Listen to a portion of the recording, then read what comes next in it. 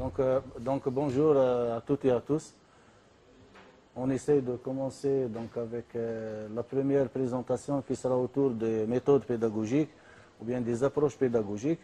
D'ailleurs, ce sera le dernier atelier pour vous parce que vous avez commencé dans un premier lieu, dans un premier atelier avec la scénarisation, se familiariser avec les outils TIC, les outils donc, qui vont vous aider à introduire, à intégrer les technologies de l'information et de la communication dans vos pratiques pédagogiques. Et puis, vous avez passé au deuxième atelier à travers lequel vous avez vu comment structurer pédagogiquement et académiquement un cours, donc en passant par les trois systèmes, comme vous le savez, système d'entrée, système de sortie, système d'apprentissage, et l'articulation entre les trois systèmes. Bien évidemment, ces deux ateliers ont été donc renforcés par un ensemble d'activités qui, normalement, qui vont permettre en quelque sorte de consolider donc, les savoirs, les connaissances acquises et de passer du savoir vers les savoir-faire et les savoir-être. Et puis à partir de l'atelier numéro 3, on a commencé, c'est-à-dire on est entré dans le vif du sujet, là où vous avez normalement diffusé votre cours à travers la plateforme Moodle, la plateforme TELUM de l'Université de Frères Mentouré Constantine 1. Normalement, l'ensemble des collègues en formation, l'ensemble des formés ont des espaces, dédiés, des espaces propres donc, pour vous, pour diffuser au profit de vos étudiants votre cours, qui ne sera pas bien évidemment diffusé, c'est-à-dire en direct, c'est-à-dire lancé pour un enseignement, qu'après avoir le testé. Donc la phase test a été lancée à la fin de l'atelier numéro 3. Vous avez choisi des testeurs, normalement pour tester, pour vous donner quels sont les points forts, quels sont les points faibles par rapport à vos conceptions. Et à partir de ce constat, le constat des testeurs, vous allez bien évidemment améliorer votre cours pour le diffuser et le rendre exploitable par les étudiants. Lors de l'atelier numéro 4, donc, vous avez en quelque sorte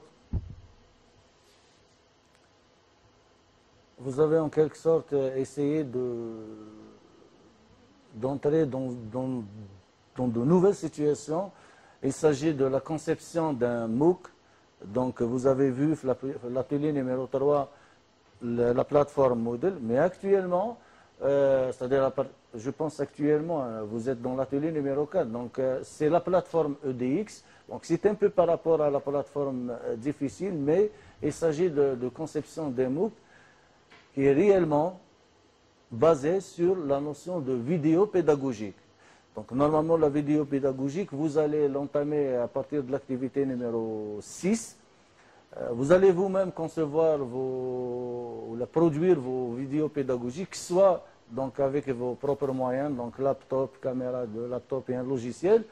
La meilleure façon, c'est d'aller vers le centre de l'audiovisuel. Donc il y a des techniciens, il y a des gens qui ont de l'expérience quant au montage donc, et au traitement de la vidéo. Donc il est préférable de se rapprocher du centre pour avoir des créneaux d'enregistrement. L'atelier numéro 5, c'est vous avez conçu votre cours, bien conçu votre cours, vos vidéos pédagogiques. Maintenant, vous allez suivre vos étudiants à distance. Vous avez évidemment tracé des objectifs, mettre à partir de l'atelier 3 un scénario d'apprentissage. Le problème maintenant, comment transférer toutes ces connaissances, comment transférer toute sa production à nos étudiants et correctement pour qu'ils puissent tirer profit de vos cours. C'est-à-dire, si la transmission n'est pas vraiment de qualité, si la méthode n'est pas vraiment de qualité, vous n'allez pas, c'est-à-dire les étudiants ne vont pas en quelque sorte tirer profit de vos cours ou de vos conceptions. Donc aujourd'hui, on va essayer de voir quelques techniques de transfert de connaissances qu'on appelle les méthodes pédagogiques. Donc on va voir ensemble, vous avez déjà vu ça donc, lors des ateliers sur psychopéda, on va voir autre chose. Donc on va voir ensemble les méthodes pédagogiques, on va voir ensemble donc l'évaluation, comment évaluer, à quel niveau doit-on évaluer, comment concevoir un sujet final, un sujet d'examen final, comment choisir nos questions, comment répartir les questions selon le niveau cognitif qu'on a vu lors du deuxième atelier. Puis on va passer à la notion de tutorat en ligne, parce que l'étudiant il va se mettre devant une situation d'apprentissage à distance, il n'y a pas d'enseignant en direct, il y a un matériel peut-être qui va avoir un conflit face au matériel. Donc vous allez voir avec Madame Dr Bouhellouf la notion de tutorat en ligne. Et puis on va passer à la notion, surtout pour ceux qui font des stages pratiques, pour les étudiants, les stages, les sciences vétérinaires, on va passer à la notion de feuille de route, c'est-à-dire comment faire une feuille de route, comment encadrer, accompagner un stage. Et on va terminer avec la notion de portfolio. Portfolio, vous allez vous-même réaliser votre portfolio. Donc ces trois thèmes seront évoqués par Dr Fouzia Mori. Donc, sans tarder, on va passer donc aux méthodes pédagogiques. Donc, nous allons faire le premier thème, méthode pédagogique, puis on va faire une activité, on va d'évaluation, on va faire une activité, on va être les autres thèmes. Donc, pour les méthodes pédagogiques, donc, vous allez être capable de faire la différence entre système, méthode et technique, et c'est très intéressant. Ça, c'est un professeur de physique, c'est Eric Mazur, c'est un professeur connu à Harvard University. Ce professeur-là était donc en train de donner son cours pendant peut-être plusieurs années. À un moment donné, il a constaté que ses étudiants, c'est-à-dire les étudiants de cette discipline-là, sont en train de mémoriser. Que mémoriser l'information? Il n'y a pas le savoir-faire. Et à partir de là, il a posé cette question, cette citation. D'ailleurs, cette citation, elle existe. Même sur le net, vous allez la trouver. Et à partir de là, donc, vous allez trouver le suivi de la chose. À partir de là, il a décidé de passer de la pédagogie entre guillemets classique vers une pédagogie active pour rendre les étudiants plus actifs, pour passer de la phase mémorisation à la phase construction des apprentissages. Les étudiants vont eux-mêmes construire leurs apprentissages. Donc, ce qu'on appelle la pédagogie active. Donc, nous allons commencer par les méthodes pédagogiques classiques que vous avez déjà vues avec l'enseignant, donc professeur Daoud, lors des sciences psychopédants, et on va arriver à la notion de la pédagogie active, l'alignement pédagogique. Donc, si vous voulez un contenu, c'est-à-dire l'atteinte des objectifs, vous avez tracé des objectifs. Donc, pour vos cours, vous avez dit que l'étudiant, l'apprenant sera capable de. La question qui se pose, comment peut-on permettre à notre étudiant d'atteindre les objectifs tracés? On a tracé les objectifs, mais on a le contenu, on a l'étudiant, on a les objectifs. Quelle est la méthode à travers laquelle, ou bien quelles sont les méthodes à travers lesquelles on peut transférer le savoir et permettre aux étudiants, permettre à l'apprenant de tirer profit de la production. Donc ça, c'est la notion de méthode pédagogique. Pourquoi les méthodes d'enseignement et les méthodes pédagogiques? Et la méthode pédagogique, on peut la tirer de plusieurs choses. Parmi les choses, donc il y a des paramètres qu'on a vus ensemble lors de l'atelier numéro 3, il s'agit du schéma directeur. Là, on a parlé de l'analyse des besoins, le public cible, les caractéristiques du public cible, les contraintes. Tous ces paramètres vont nous permettre de choisir là où les méthodes. Pourquoi là où les méthodes? Parce que ça ne veut pas dire que pour une matière unique, il y a une seule méthode. On peut diversifier donc les méthodes pédagogiques par rapport à une seule matière. Si j'ai par exemple un chapitre qui parle que de l'introduction générale, je peux utiliser par exemple la méthode transmissible.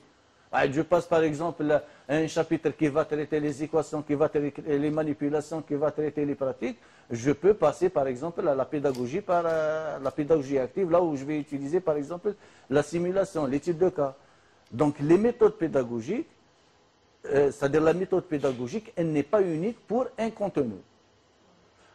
Donc, la méthode pédagogique, ou bien les méthodes pédagogiques, se diffèrent par la démarche pédagogique. C'est-à-dire, au démarrage, je vais fixer des critères.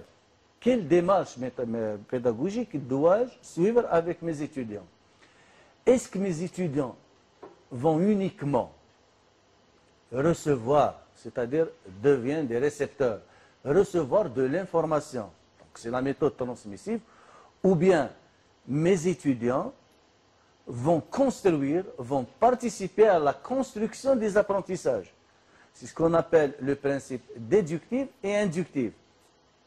S'ils reçoivent, donc c'est déductif, ils deviennent passifs, mais là, il y a des situations là où les étudiants sont passifs, il n'y a pas de problème. Mais si je vais choisir donc, la situation active, je parle d'une démarche inductive. Et à partir de là, donc démarche, méthode, donc je me fixe une démarche, méthode, et je passe à la technique.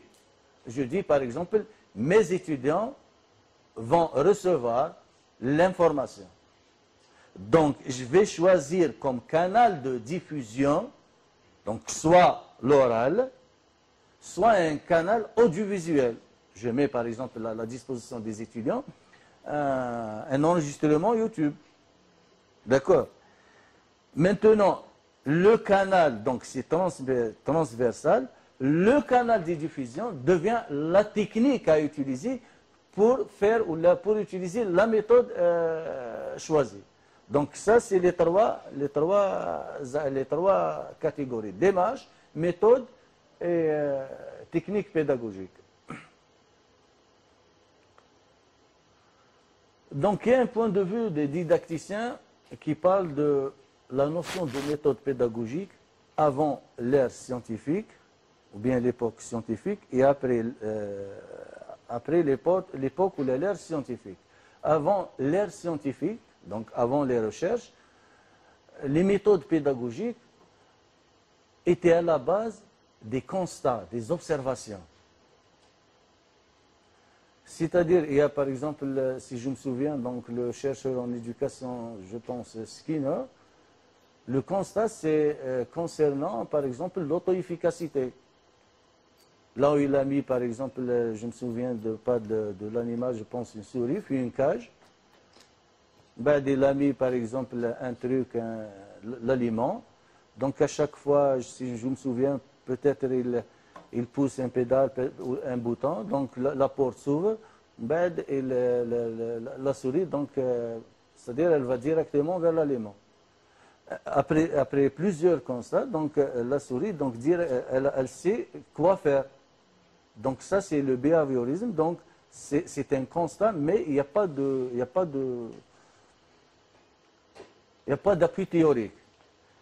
Après les scientifiques, il y a des chercheurs, des recherches en sciences de l'éducation qui ont prouvé les constats faits à l'avance. Donc ces constats, ces chercheurs, ces expériences en sciences de l'éducation ont permis de mettre en place, de mettre en œuvre des théories d'apprentissage et des méthodes pédagogiques.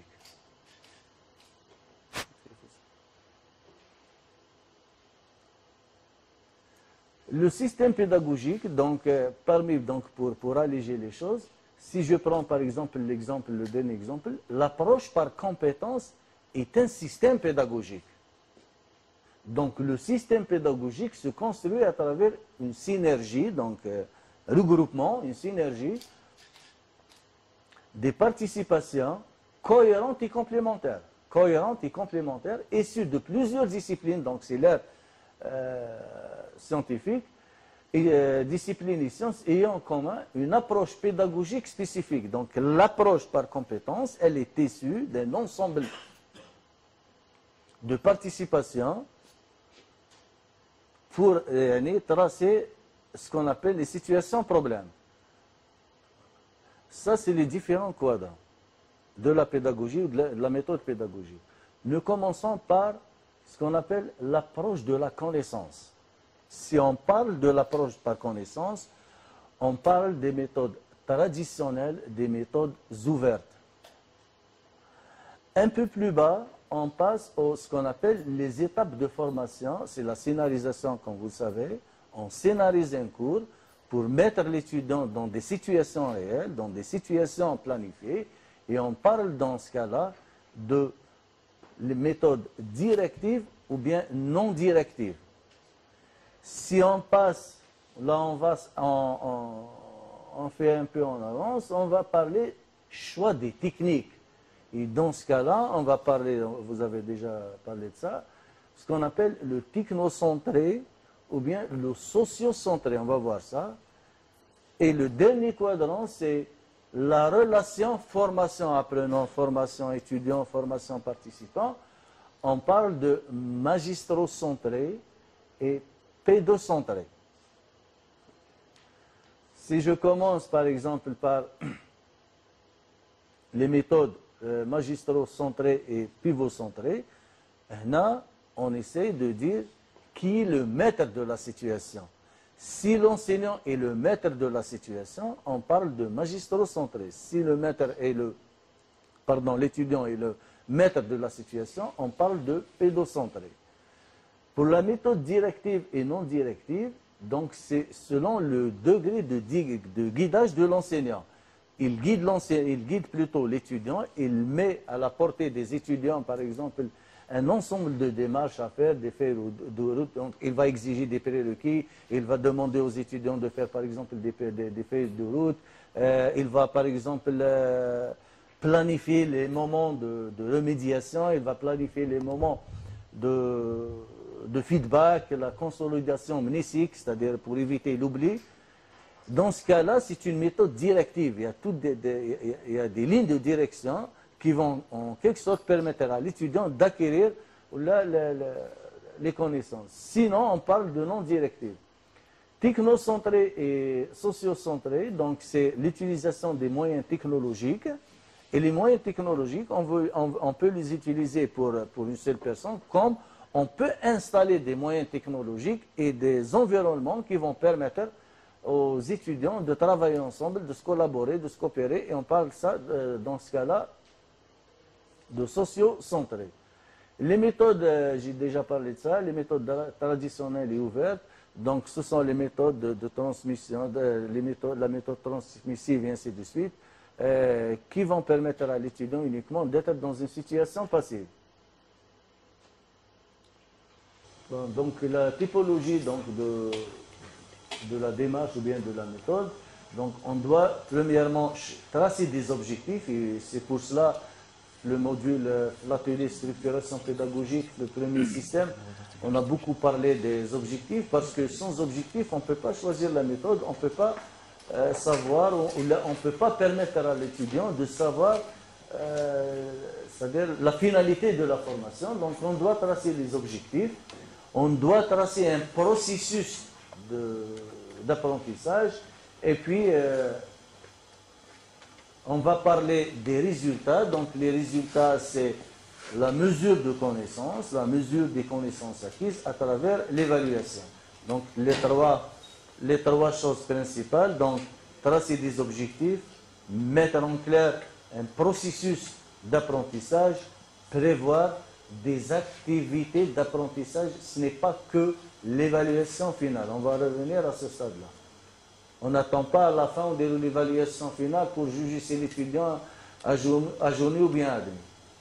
Donc on doit mesurer pour corriger au milieu de la formation. Alors, il y a un enseignant dans la formation qui nous a dit que ce n'était pas à nous de tracer les objectifs. Donc l'enseignant, j'ai oublié comment il s'appelait, en tous les cas, il nous a dit que ce n'était pas à nous de tracer les objectifs d'un cours, parce qu'il y a un canevas. Il y a deux choses principales. Il y a une différence très importante entre les choses. Le but de la formation et l'objectif, ou bien les objectifs. Le but de la formation rentre dans la politique de l'État, la politique de l'université. Une formation, par exemple, en génie biomédical, vise, par exemple, à développer des compétences pour le secteur sanitaire. Ça, c'est la politique de l'État. L'enseignant ne va pas donc introduire des objectifs. Et puis, à un moment donné, il y a un canevas. Il y a le chapitre 1, le chapitre 2. C'est-à-dire, il y a d'abord le programme de la formation. Donc, ça commence par les matières. Les matières ont été choisies pour qu'il puisse y ait une articulation entre les matières afin d'atteindre le but de la formation. Dedans, c'est-à-dire à l'intérieur de chaque matière, il y a maintenant le programme de la formation. Le chapitre 1, chapitre 2, chapitre 3. Si vous prenez par exemple le Canva, je ne sais pas si vous avez eu l'offre de formation en accédant, c'est-à-dire qu'en signant le PV d'installation, vous allez enseigner telle matière. Ils vont vous donner quoi? Vous allez enseigner chapitre 1, généralité, chapitre 2, chapitre 3, chapitre 4. Et les objectifs intermédiaires, les objectifs du chapitre et les objectifs spécifiques des activités tracées par vous-même.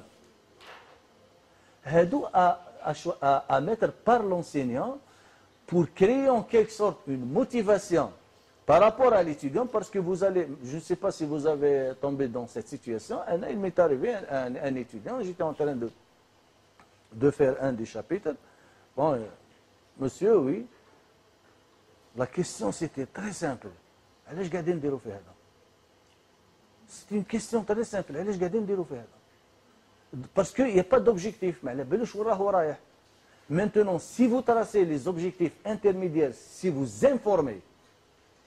informez vos étudiants des objectifs intermédiaires et des objectifs spécifiques, ça va en quelque sorte permettre à l'étudiant d'impliquer plus et ça va en quelque sorte vous permettre de planifier vos apprentissages ou vos enseignements. J'ai su répondre à votre question. Tfadli, Madame Bouhalla. En plus, concernant les Canva, etc., il y a ce qu'on appelle l'harmonisation des Canva. L'harmonisation. Donc, après avoir donné la matière aux étudiants une année, 2, 3, vous aurez une expérience, vous choisissez à chaque fois une méthode, etc. À la fin, vous pouvez faire une conclusion, vous pouvez choisir la méthode adéquate. Donc, les méthodes, ça dépend en utilisant les technologies, etc. Développement chaque jour, les méthodes, etc. Surtout les générations des étudiants à chaque fois.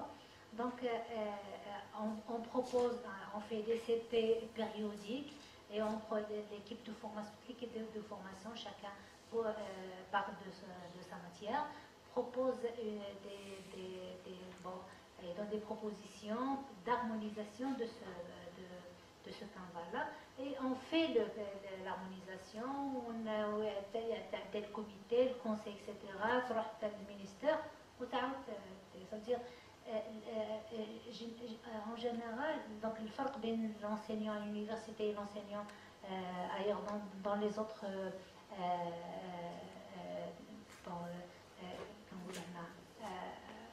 endroits, c'est que l'enseignant toujours il change, toujours il développe sa matière, il développe ses connaissances, il développe ses méthodes d'enseignement. والمينستر والقانون يسمح له بهذا، c'est-à-dire impossible de créer une seule matière à 10 سنين de la même façon et avec la même méthode et avec les mêmes moyens. Merci madame. D'ailleurs, je rajoute madame Bouhallouf, je suis un peu plus ancien à l'enseignement. J'ai fait les enseignements classiques, on les enseignements à l'MD. Bon, la plupart de les fait classique. L'enseignement classique, enseignant le PV d'installation, il lui donne évidemment le programme de la formation. Bon, la première ligne le programme de la formation, objectif. Croyez-moi, les objectifs, le régime classique, étaient cités correctement. L'étudiant sera capable à travers cette matière de ça. C'était la période classique, des enseignements classiques. Actuellement, les offres de formation, les tahouandi, mais je la citation des objectifs. Mais je ne sais pas lequel est la discipline, parce que les disciplines sont mais les عندنا احنا انا ما شفتش la citation تاع les objectifs. ما كانش. Mais normalement j'ai les anciennes عندي في un PC les anciens programmes. نبعث لكم تشوفوا كيفاش مكتوبين les objectifs. Voilà, donc on passe maintenant aux méthodes, on entre dans le vif du sujet, on passe aux méthodes pédagogiques. Il y a enfin 4 grandes classes des méthodes pédagogiques. Il y a les méthodes affirmatives, il y a les méthodes affirmatives, les méthodes interrogatives, les méthodes expérimentales et les méthodes actuelles, ce sont les méthodes actives. Donc on passe aux méthodes affirmatives, ce sont les anciennes méthodes, telles que la méthode transmissive et la méthode de démonstration. On a parlé déjà de démonstration auparavant, mais la méthode transmissive, donc c'est une méthode qui va permettre à l'enseignant. Donc la méthode transmissive, donc, elle va placer en quelque sorte l'étudiant dans une situation passive à travers laquelle l'enseignant il donne son cours d'une façon magistrale. Donc il va transmettre, que ce soit oralement ou bien à travers un canal audiovisuel, là où il n'y a pas l'interactivité. Donc il n'y a que l'écoute. Parallèlement à ça, il y a également la méthode démonstrative, là où l'enseignant essaye de démontrer une situation, de démontrer une manip, de démontrer un TP par exemple, les étudiants, ils vont refaire la chose. Donc ça, ce sont les méthodes affirmatives. Donc l'étudiant, il est toujours en situation passive. Donc soit il reçoit, soit il va suivre donc la démonstration, il va refaire la même chose. Les méthodes, donc les techniques utilisées, donc soit l'écrit, soit l'oral, soit le gestuel. Le gestuel, beaucoup plus, je pense, les médecins qui font le gestuel, je ne sais pas lesquels, les vétérinaires, ils déroulent le gestuel, c'est-à-dire le gestuel, il va faire la chose devant l'étudiant, il va refaire la même chose. Donc, le gestuel. Les méthodes interrogatives, donc, à l'aide d'un questionnement approprié, préalablement préparé. Les méthodes moi-même, j'ai fait déjà peut-être avec vous, c'est-à-dire on a fait avec vous de la méthode interrogative, mais à travers les forums. C'est-à-dire il n'y a pas directement des questionnaires, mais c'était à travers le forum. Si vous vous souvenez, donc, l'atelier numéro 2. L'atelier numéro 2, on a installé 2 forums. Pratique enseignante, ou le deuxième, c'était le remue-ménage. On a posé des questions, quels sont par exemple les points forts, quels sont les points faibles que vous avez vécu lorsque vous étiez des étudiants. Ou deuxième, les pratiques d'enseignante, on vous a demandé de nous parler par rapport à vos pratiques en tant qu'enseignant. C'était en quelque sorte, parce qu'on sait que chacun de nous, chaque étudiant, il y a des connaissances déjà préalables par rapport à la chose. Il y a des connaissances. On essaie de poser des questions pour guider l'étudiant, en quelque sorte, tirer donc, ou bien observer les points forts par rapport à ses connaissances et les points faibles ou bien les points erronés par rapport à ses connaissances pour qu'on puisse les corriger. Donc ça, c'est les méthodes interrogatives. Parallèlement à ça, donc, la troisième catégorie, c'est la méthode expérimentale, donc à travers de l'expérience, c'est les TP, c'est les visites sur terrain. Et la dernière catégorie, donc, c'est les méthodes actives. On parle beaucoup plus de problem-based learning ou bien problem-based project. Donc, le premier,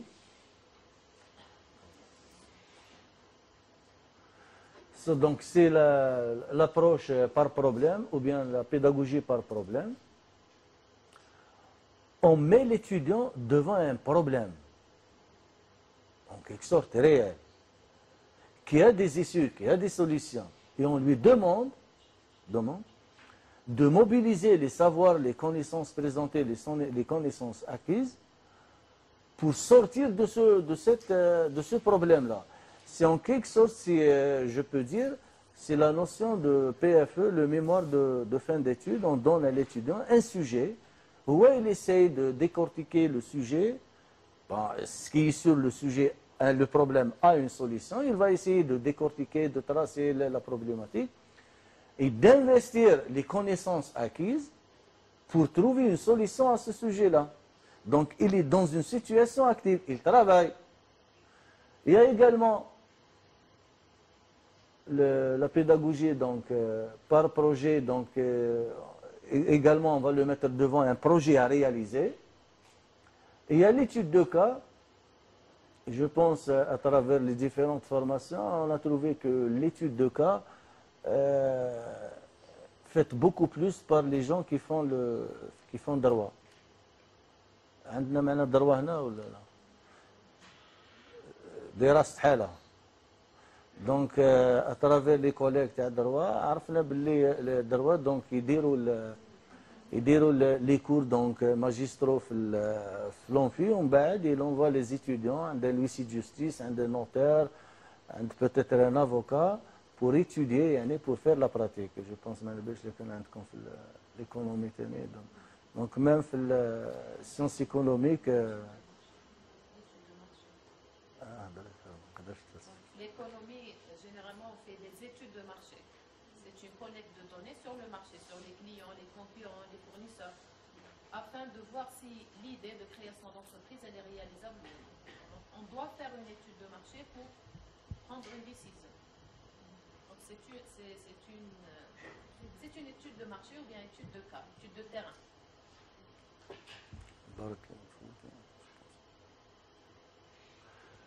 Bon, je vais parler un peu de l'alignement pédagogique. On a déjà parlé de ça et on va faire une activité de 15 minutes par groupe. Vous avez tracé des objectifs. Elle, par exemple, les objectifs, l'étudiant sera capable de 3 ou 4 objectifs. La question qui se pose, quel est le moyen ou bien quelle est la méthode adéquate et appropriée à travers laquelle on peut permettre à l'étudiant d'atteindre l'objectif et de développer la compétence tracée. Donc il faut que la méthode, il faut que les moyens, beaucoup plus, c'est la méthode pédagogique, marche adéquatement avec l'objectif. Je ne vais pas par exemple, il y a un exemple, je ne vais pas par exemple vous apprendre comment utiliser la plateforme Moodle à travers une méthode pédagogique, là où je vais que parler. Yani transmissive ou l'audiovisuel, modalité LMS, vous pouvez faire ça et ça et ça. Il n'y a ni la démonstration, il n'y a ni la pratique. Si je veux vous apprendre par exemple Moodle, vous allez la pratiquer. Maintenant, l'activité que vous allez la réaliser vous-même maintenant, normalement je vous ai envoyé un mail pour imprimer un document.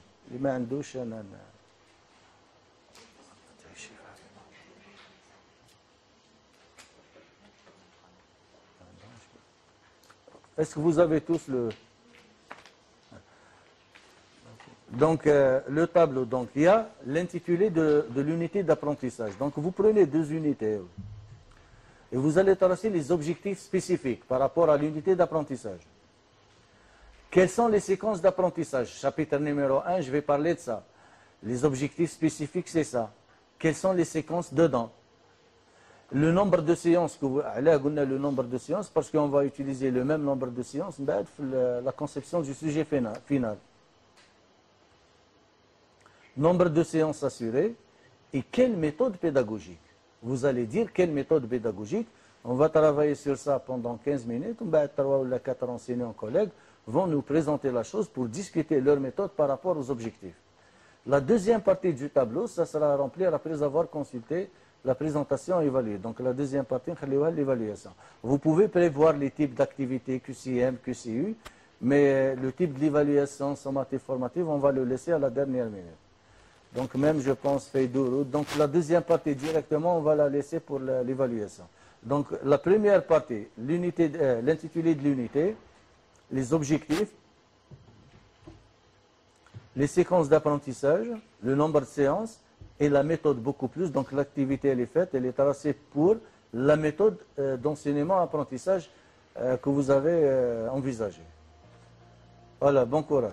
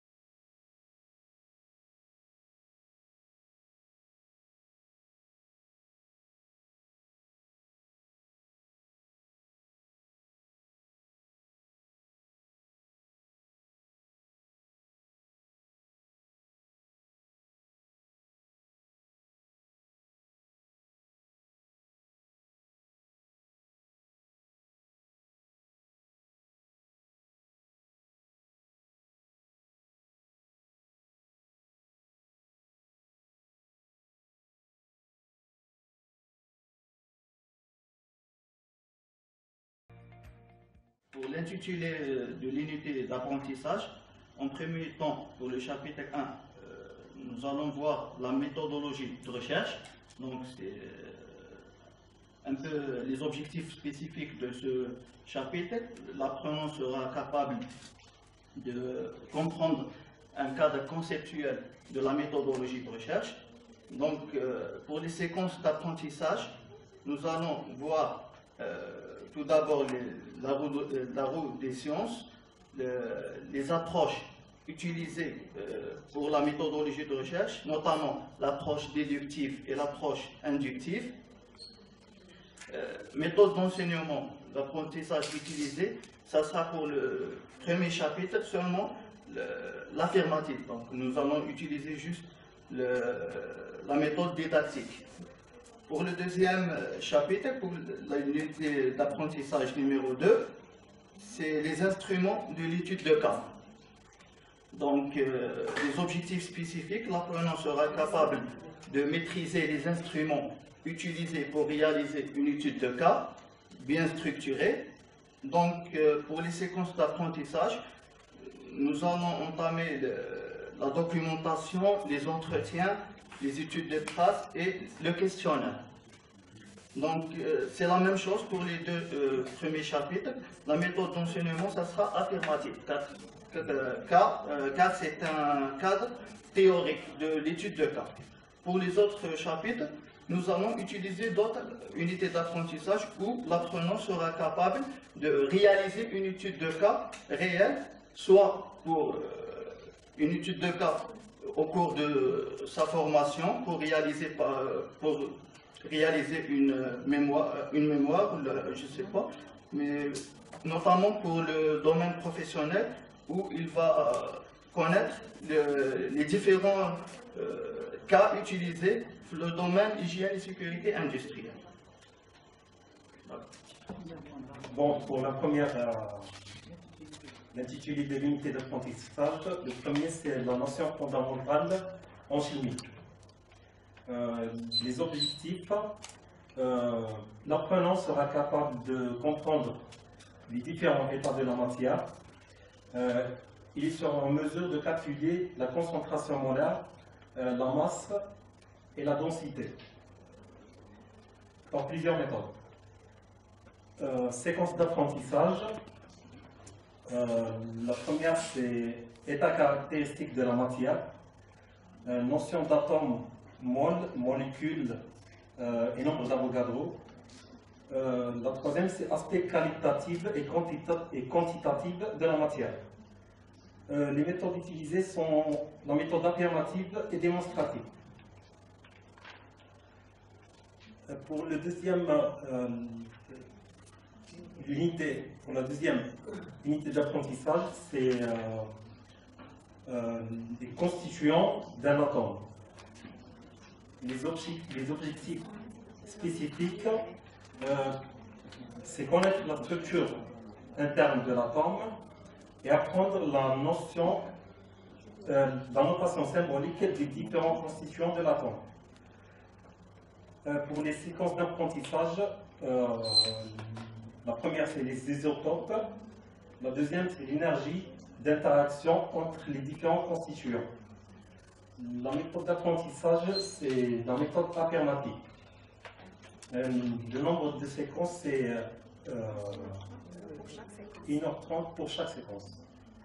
Alors, je me suis lassée. J'avais deux chapitres. Et en fait, le premier chapitre, c'est uniquement des concepts fondamentaux. Et les objectifs spécifiques, c'est plutôt l'apprenant sera capable de comprendre c'est quoi c'est un système d'information géographique. Ensuite, structurer un cycle, la structure. Les fonctionnalités et aussi sera capable de différencier l'utilisation d'un cycle. Et en fait, ce que j'avais proposé pour la méthode, c'est affirmative, mais plutôt avec des présentations, datation des activités, on va dire des prérequis, parce qu'il faut vraiment connaître les compétences un peu techniques. T'as les logiciels avec les étudiants. Et puis pour le deuxième chapitre, c'est vraiment les types des données dans SIG. Comme objectif spécifique, enfin le premier chapitre, c'est dans 4 séances, enfin séquences, d'une heure, enfin avec la situation sanitaire de cette année. Puis pour le deuxième chapitre, c'est vraiment les types de données. Donc l'apprenant sera capable de faire la différenciation entre les types et aussi les modes et leur attribution dans le traitement de l'information géographique. Je trouve plutôt la méthode de cette séquence, c'est plutôt expérimental parce que c'est l'utilisation d'applications sur ordinateur pour maîtriser le mode vecteur, le mode raster, enfin des activités comme ça pour bien comprendre les choses techniques dans le système d'information géographique.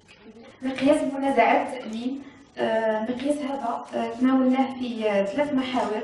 المحور الأول أصناف منازعات التأمين، المحور الثاني تسوية منازعات التأمين، والمحور الثالث أسس نظام تعويض على حوادث المرور. أخذناه كدراسة حالة. في المحور الأول تطرقنا إلى أصناف منازعات التأمين حيث قسمناها إلى قسمين. les objectifs spécifiques. عندنا أولا تعرف على أصناف منازعات التأمين وتمييز بينهما. وفي المحور الثاني التعرف على طرق تسوية منازعات التأمين. وفي المحور الأخير القدرة على معالجة وإيجاد حلول قانونية فيما يخص نظام التعويض على حوادث المرور. في المحور الأول تطرقنا إلى أصناف منازعات التأمين، قسمناها إلى منازعات مصدرها عقد التأمين ومنازعات ناشئة عن غير عقد التأمين يعني مصدرها القانون. في المحور الثاني تحدثنا على كيفية تسوية منازعات التأمين. هنا عندنا طريقتين، التسوية الودية وعندنا التسوية القضائية يعني نلجؤ إلى القضاء. في المحور الأخير سلطنا الضوء على أسس نظام التعويض على حوادث المرور في الجزائر الذي يستند إلى الأمر 74/15 يتحدث على كيفية تسوية هذه المنازعات. بالنسبة حسب التعويضات بالنسبة للميثود المنهجية عندنا افيرماتيف وعندنا ديمونستراتيف وعندنا ميثود اكتيف باسكو في المحور الأخير درنا دراسة حالة. L'intitulé du cours, c'est Simulation des systèmes biomédicaux. Donc, à travers c'est un TP. Donc, à travers ce TP, on a pour objectif général d'apprendre à l'étudiant comment simuler un système biomédical et aussi à l'analyser. Donc, sans avoir besoin de passer par le corps humain, etc. Donc, sans toucher l'être humain. Par exemple, dans un premier chapitre, on va simuler par exemple le système cardiovasculaire. Et dans ce chapitre, on a pour objectif spécifique, par exemple, de modéliser le système cardiovasculaire par une méthode numérique qui s'appelle la méthode Euler et une deuxième méthode numérique qui s'appelle la méthode Runge-Kutta-4. Le nombre de séquences d'apprentissage, ou plutôt les objectifs spécifiques, avant de passer au nombre, pour chaque les séquences d'apprentissage, par exemple, on va retrouver l'étudiant, il doit d'abord avoir des notions de modélisation linéaire, non linéaire, donc c'est des notions qu'il doit comprendre. Mais j'ai pensé à la méthode interrogative parce que pour leur faire acquérir ces notions. D'abord en préparant des questions, par exemple, ou des quiz, leur demander, par exemple, comment pourrait-on simuler un système biomédical, par exemple, à travers quoi? Par exemple, ils pourront répondre, je leur donnerai, par exemple, une équation différentielle, une équation mathématique, et là, la réponse serait, par exemple, c'est l'équation différentielle qui décrit le système biomédical le mieux, par exemple. Donc, deuxième séquence d'apprentissage, toujours dans la même séquence. Donc, ils doivent connaître des notions de modélisation linéaire et non linéaire. Donc, j'ai choisi la méthode interrogative pour commencer, toujours poser des questions en premier. Déjà, ça les aide à situer le problème où est-ce qu'il est. Ensuite, dans la même séquence, j'ai utilisé une deuxième méthode qui est la méthode expérimentale. Donc, ils doivent voir, par exemple, comment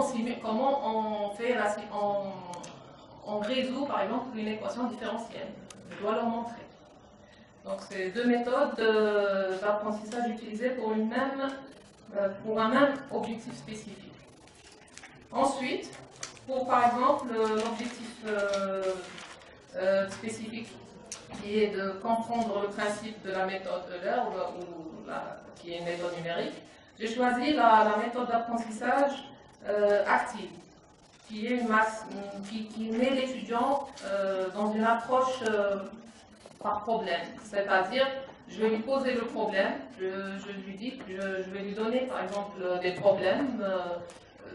Donc il a eu des notions de comment résoudre une équation différentielle par exemple. Et maintenant, on prend l'équation différentielle du modèle par exemple du cœur et je lui demanderai d'essayer de la résoudre avec la méthode que je lui ai apprise en quelque sorte. Donc c'est la méthode active, approche par problème que j'ai choisie dans ce cas-là.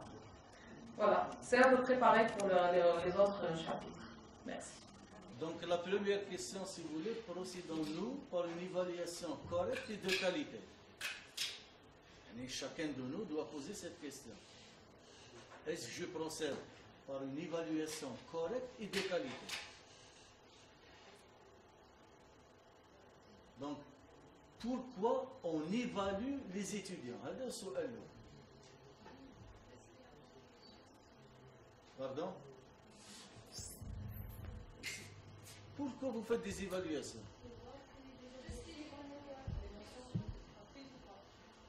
Pour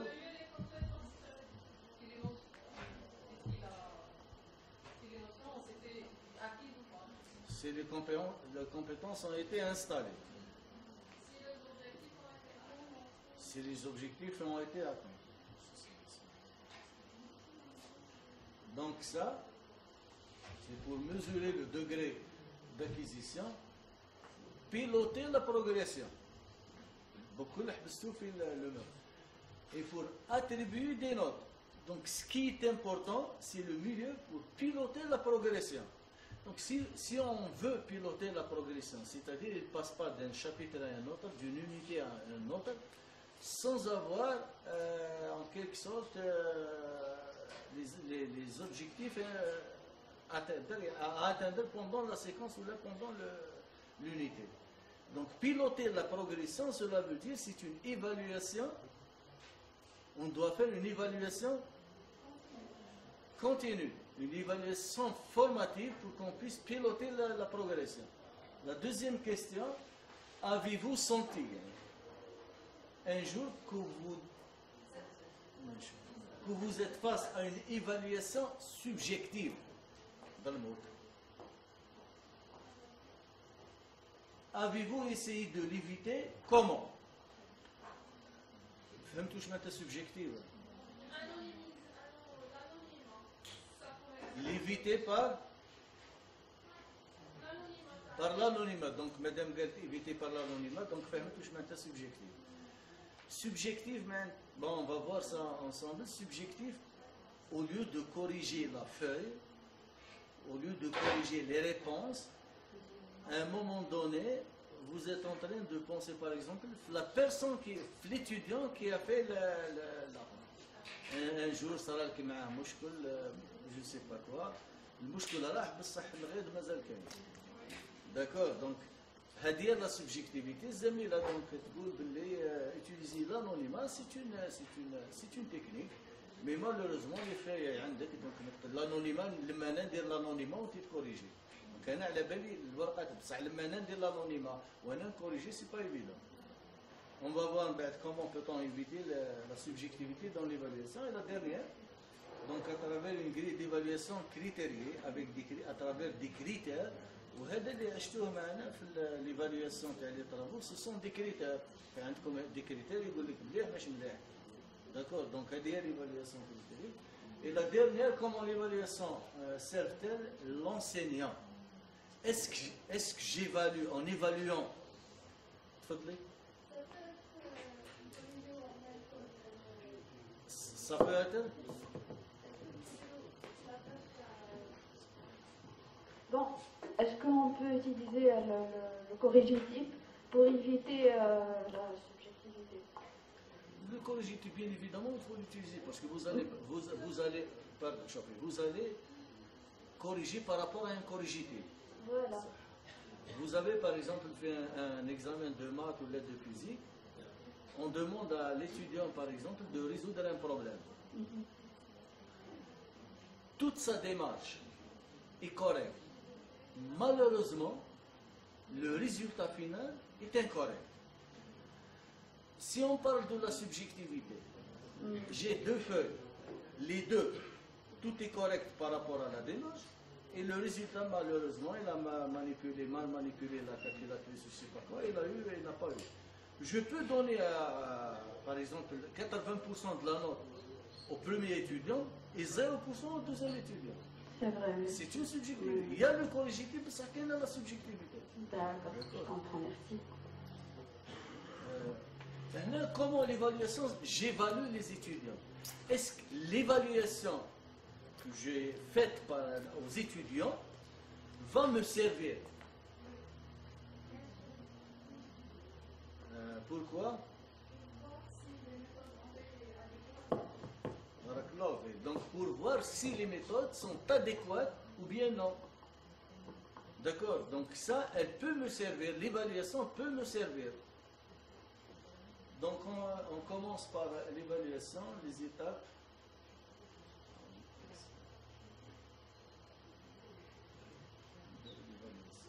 Donc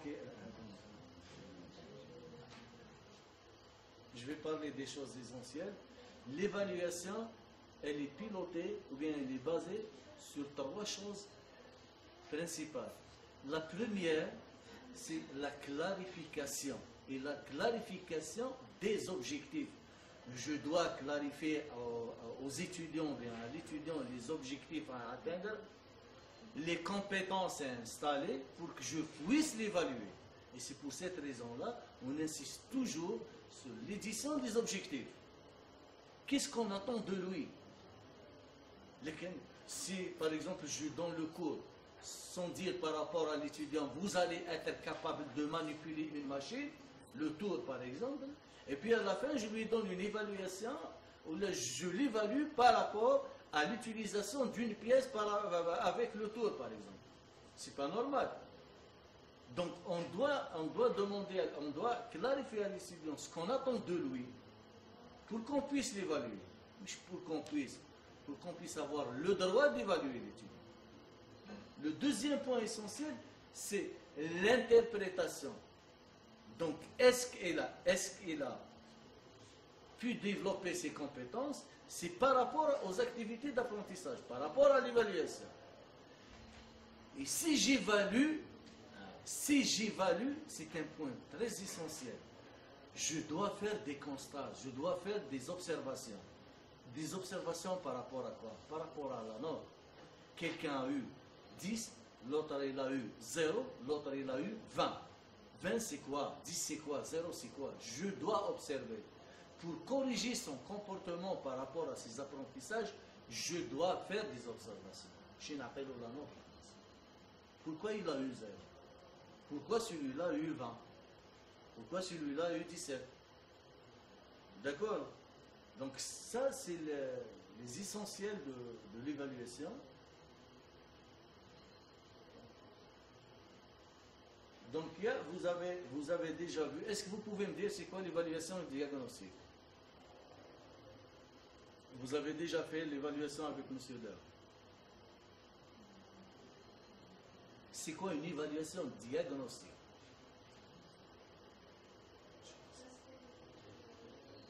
نعم. C'est des frères.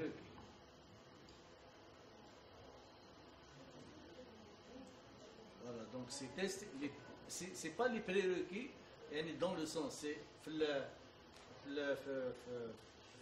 primaire,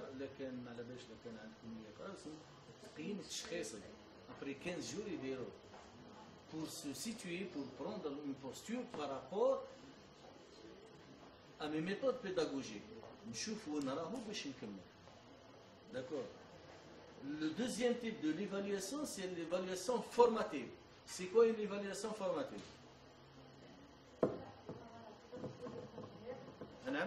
C'est à propos complètement de contenu, c'est-à-dire c'est fait pour connaître si le cours est conçu ou non. Le cours ou la séquence? Ça, c'est pas dans le sens continu, mais formatif. Pourquoi formatif? Parce que elle ne sera pas comptabilisée dans la note finale. Elle est formative, j'ai dit cours ou bien séquence. Normalement, avant de passer d'une séquence à une autre, je dois savoir est-ce que les étudiants ont tous assimilé ou acquis donc, les objectifs tracés pendant la séquence.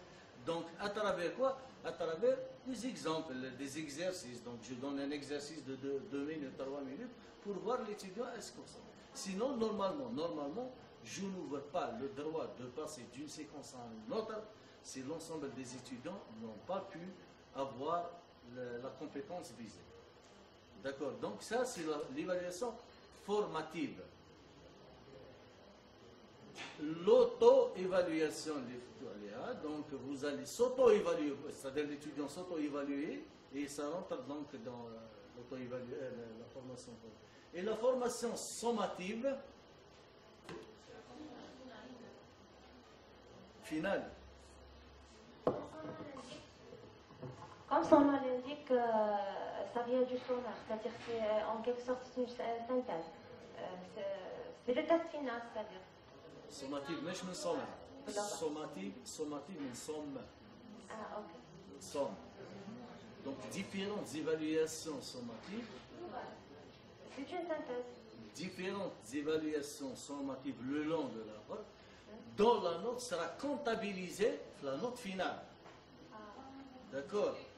Mais chez synthèse, si vous allez parler de synthèse, vous allez parler de la validation des acquis, vous allez parler de l'évaluation certificative. Parce qu'il a qu'un tadri al final. D'accord? Et l'évaluation continue.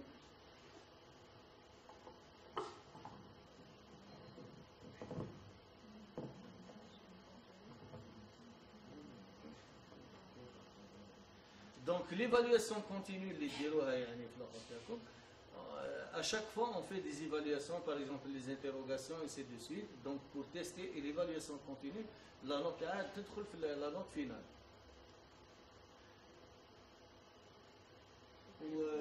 L'évaluation critérielle, c'est l'évaluation à travers une grille d'évaluation, une grille de critères. Il n'y a pas de note.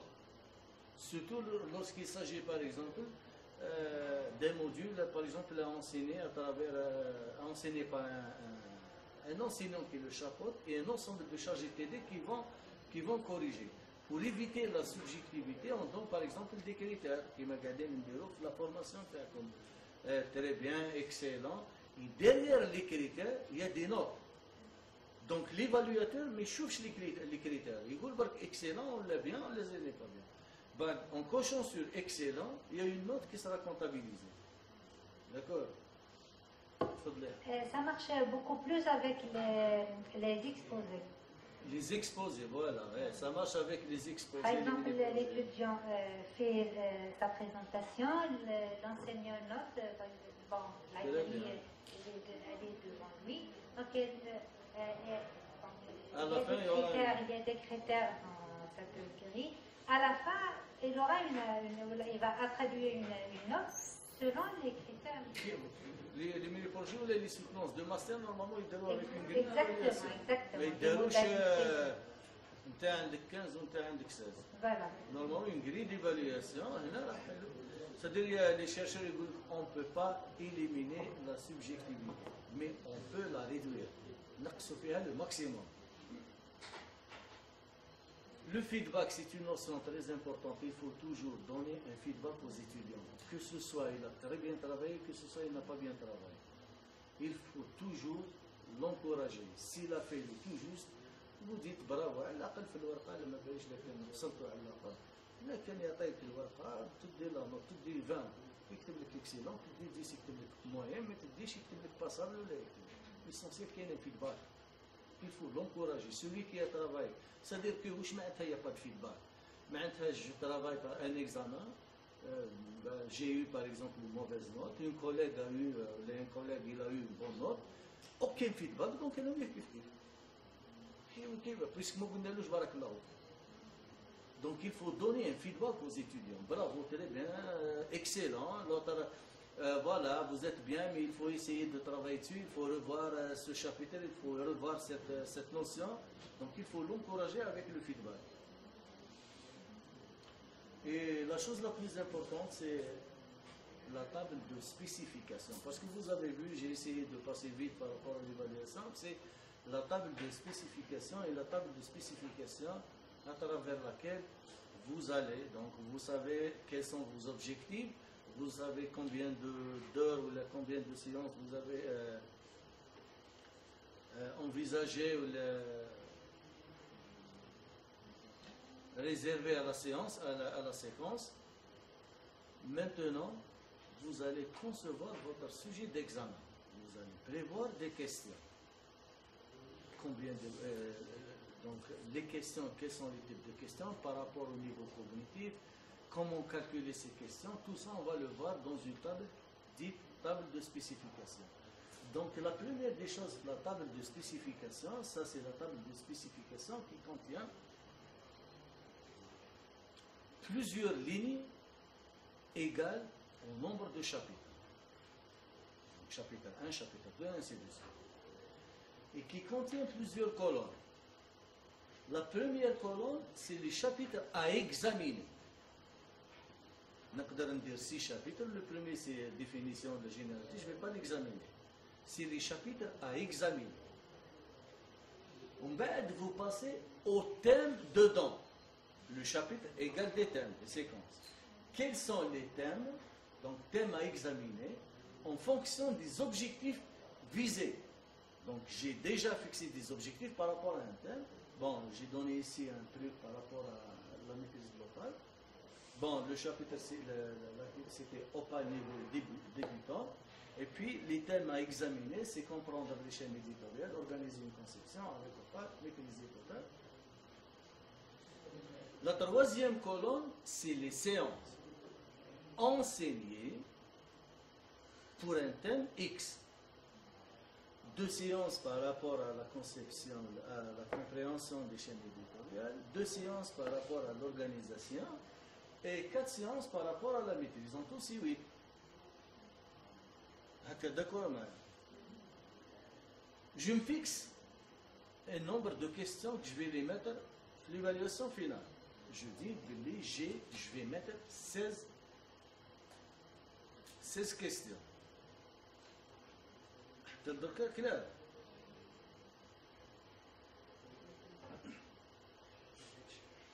Je calcule ce qu'on appelle le ratio. C'est le nombre de questions par rapport au nombre de jours. J'ai 16 questions, je divise les 16 sur 8, ça sera 2. Je commence par le nombre de questions. Le 2 fois 2, j'ai le ratio 2. J'ai réservé 2 séances ici, donc 2 fois 2, ça va me donner 4 questions. 2 fois 2, ça va me donner 4 questions. 2 fois 4, ça va me donner 8. Si je fais la somme, 4 plus 4 plus 8, ça va me donner les 16.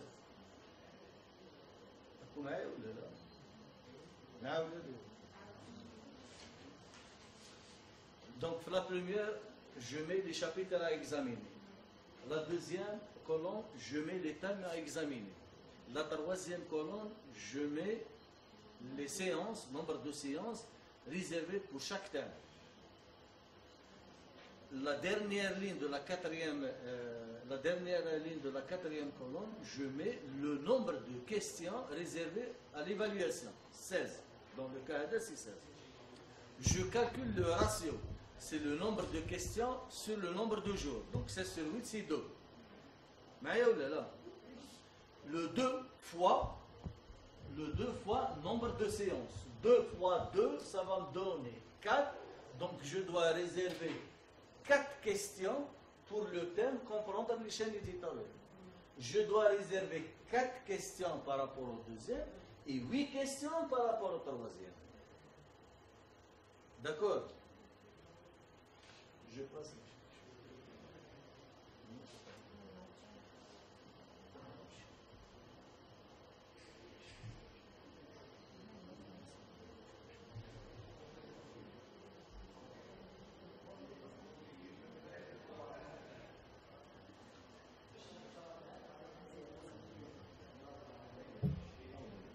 Voilà. Je commence maintenant par fixer, parce que j'ai déjà fixé les objectifs, je sais par exemple par rapport au premier thème, quels sont les objectifs que j'ai fixés. Donc, j'ai visé le niveau par exemple cognitif, connaissance et compréhension. Là, sciences de l'éducation, c'est le niveau facile. Et le niveau facile nécessite entre 30% et 40% des questions. Puisque je vais diviser le 4, je vais diviser mes 4 questions sur les deux niveaux, sur la connaissance, sur la compréhension. Donc je prends par exemple le maximum 40%. 40% des 4, ça va me donner 1,6. Je peux faire un ajustement soit en haut, soit en bas. Je dis par exemple, j'ai 1,6, donc je prévois 2 questions pour la connaissance. Le reste, donc, ça va me donner 2 pour le niveau compréhension. Je passe le deuxième. J'ai visé que les niveaux toujours connaissance et compréhension. Donc, j'ai 4 questions toujours. Je prends par exemple 40% des 4. Vous pouvez prendre 30% des 4. Je prends 40% des 4, ça va me donner 1,6. Donc 2 à peu près. Donc 2 questions, 2 questions. Ben, je passe le niveau, le troisième thème, là où il y a connaissance, compréhension, application. Et l'application, ça sera entre de 40 à 60%. Et il y a 8 questions, il faut prévoir entre 40 et 60%.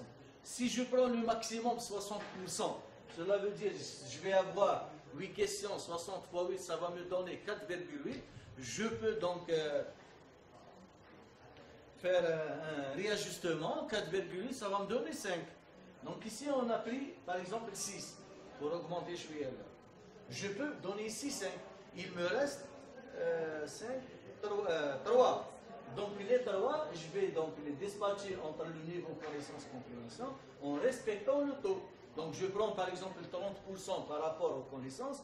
30, donc ça va me donner 30 fois 8, donc 2 n'abatuya, ou d'un 1. Là, ça va me donner 1. Donc là, 1 plus 1 plus 6, ça va me donner 8. Donc là, on va dire 8. Et ici, je vais avoir le niveau facile 2 plus 2 plus 1, 5 questions. Je vais donner l'examen final 5 questions niveau facile. 2 plus 2 plus 1, 5 questions niveau toujours facile avec la compréhension. Et le niveau moyen pour l'application, il va faire des applications. Pour l'application, il va avoir que 6. Et ici, c'est le taux, donc 25%, c'est 4 sur 8, et ainsi de suite. D'accord? Et plutôt 4 sur 16. 4 sur 16, ça va me donner 25%. 4 sur 16 et 8 sur 16, ça va me donner 50%. Donc, 4% le premier terme, 25%, 25%, c'est 4%.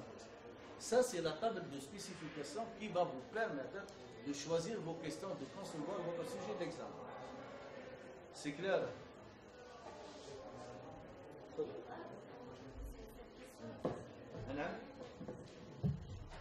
Sur quelle base on dit que c'est une question facile, moyenne ou difficile par rapport à... Niveau cognitif, par rapport au niveau cognitif. Les chercheurs, les niveaux cognitifs doublons. Il y a 6 niveaux cognitifs. Connaissance, compréhension, application, analyse, synthèse, évaluation. Donc par rapport, les deux premiers sont les niveaux faciles, les deux autres moyens et ainsi de suite. Est-ce que vous avez des questions par rapport à cette tâche? Donc si vous n'avez pas de questions, vous avez le deuxième document, vous essayez de tracer votre table de spécification par groupe. Donc, dans le cadre de l'accompagnement en ligne, on va parler du tutorat. On va aborder les points suivants, les objectifs, puis le tutorat en ligne et les fonctions et les rôles d'un tuteur en ligne. Commençons par les objectifs. Donc, les objectifs d'un tutorat en ligne, c'est d'être capable de comprendre les fonctions du tuteur en ligne. Donc, quelles sont les fonctions d'un tuteur en ligne, puis être capable de comprendre les rôles d'un tuteur en ligne. Quelle est la fonction et quel est son rôle. L'objectif principal du tutorat en ligne est de proposer aux apprenants un encadrement structuré et adapté pour accompagner les apprenants pour les aider dans leur apprentissage. Le tutorat est à deux dimensions, collective, ça veut dire un gros travail par groupe, etc. des apprenants, bien individuel, chaque apprenant travaille seul. Le tutorat fonctionne en deux modes, actif, bien proactif. Je crois que M. Brani a parlé de ce point-là. Donc, actif, c'est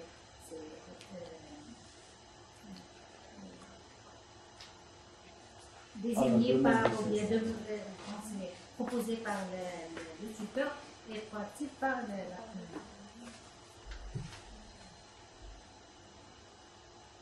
Donc, les fonctions d'un tuteur en ligne sont quatre fonctions. Une fonction pédagogique, ça veut dire c'est une relation avec la matière à enseigner, les chapitres, etc., les méthodes pédagogiques, les méthodes d'évaluation, etc.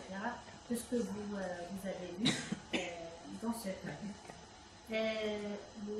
La fonction socio-affective, ça concerne le suivi de l'état sociologique de l'apprenant, pour éviter l'abandon des étudiants, pourquoi tel ou tel apprenant a abandonné, ou bien le taux de